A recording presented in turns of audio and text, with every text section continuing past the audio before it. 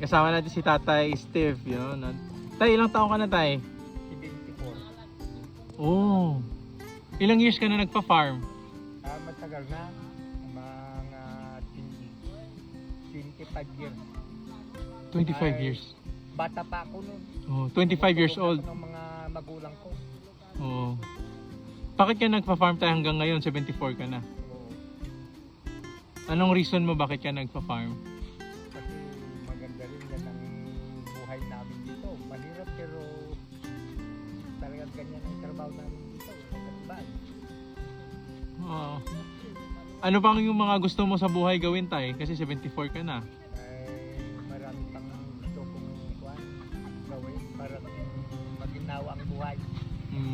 Tuloy-tuloy pa rin sa pagpa-farm. Oo. Anong ano mo, Tay? Anong gusto mo sa... Ilan ba yung anak mo? Bali, dalawa na lang na matagita.